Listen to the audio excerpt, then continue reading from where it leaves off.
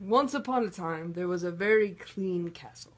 It was so clean that everyone in the land adored its beauty and smell. Not all was well, though, as there was an evil dragon with huge eyebrows. With huge eyebrows that enjoyed living in filth, that had his eyes on destroying the castle. He had attempted several times to leave messes around the castle, as well as breathe fire into it, blackening the walls. The prince of the castle would have nothing to do with such messes, so as soon as he saw them, would have them cleaned, as well as clean them himself, since his servants were mostly competent. One day, the messy dragon didn't attack. Instead, a man appeared before the doors of the castle, wanting to visit to see its beauty. Though his eyebrows were very suspicious, the servants let him...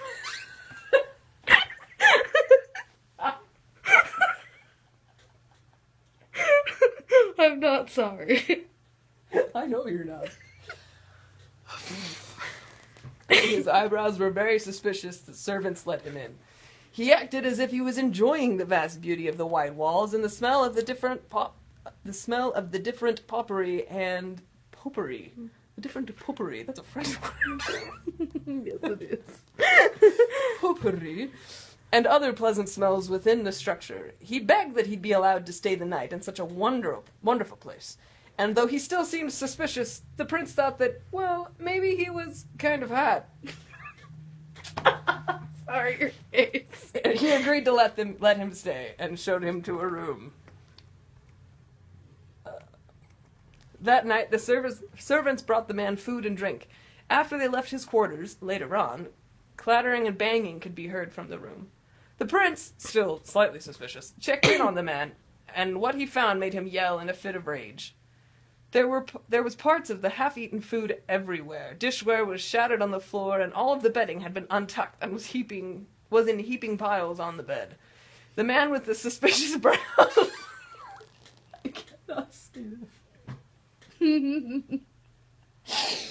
The man with the suspicious brows sat in the center of it all, a grin on his face, staring back at the angry prince.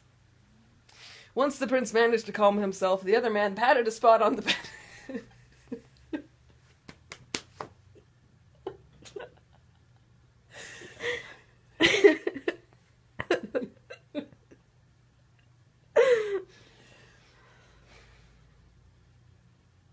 The other man patted a spot on the bed next to him, to which the prince could only cringe at the gesture and state that the room was in.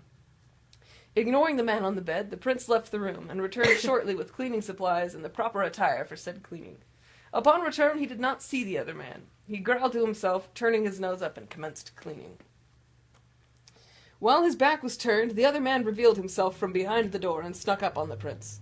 With one swift move, he tackled the prince onto the bed, pressing his weight down on him so that he could not free himself. It had to be romantic. Keep going. The prince struggled to break free, but it was no use.